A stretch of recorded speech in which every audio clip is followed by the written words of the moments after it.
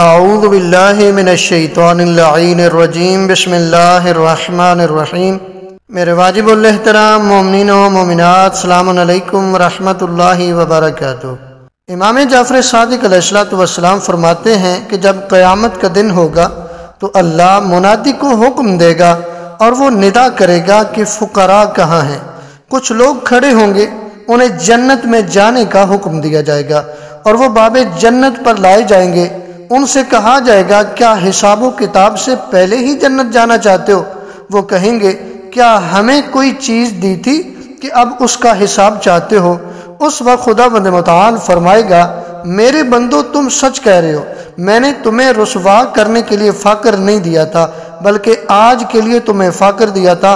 پھر ان سے کہا جائے گا دیکھو لوگوں میں جا کر دیکھو، جس نے بھی تم سے نیکی کی تھی اس کا ہاتھ پکڑ کر جنت میں لے جاؤ۔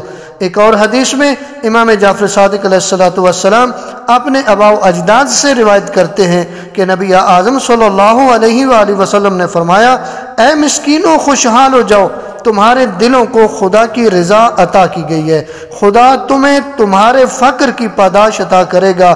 اگر تم میں فقر نہ ہوتا تو تمہارے لیے کوئی پاداش و ثواب نہ تھا۔ بڑھتے ہیں ماہ مبارک رمضان کی 14ویں شب کی نماز کی طرف۔ ماہ مبارک رمضان کی 14ویں شب کی نماز بتانے سے پہلے ماہ مبارک رمضان کی 14ویں شب کی دعا جو آپ دیکھ رہے ہیں، پروردگار آپ کی دعاؤں کو قبول فرمائے، آپ کی مشکلات کو آسان فرمائے۔ امیر کائنات علی ابن ابی طالب علیہ السلام کی بتائی ہوئی 14ویں شب کی نماز 6 رکعت نماز ہے جو کہ دو کر کے آپ پڑھیں گے۔ اس کی ہر رکعت میں سورہ الحمد کے بعد 30 مرتبہ سورہ زلزال پڑھیں گے۔ امیر کائنات علی ابن ابی طالب علیہ السلام نے فرمایا اس نماز کے پڑھنے والے پر خدا جان کنی کی مشکل اور منکر و نکیر کے سوال کو آسان کر دے گا۔ کیا مقام ہے اس بندے کا جس کی قبر آسان ہو جائے؟ کیا مقام ہے اس بندے کا جس کی موت کے وقت پروردگار مشکل کشائی کر دے؟ اور کیا مقام ہے اس بندے کا کہ منکر و نکیر کے سوال آسان کر دے گا پروردگار؟ کتنی نماز ہے؟ 6 رکعت نماز دو کر کے پڑھیں گے۔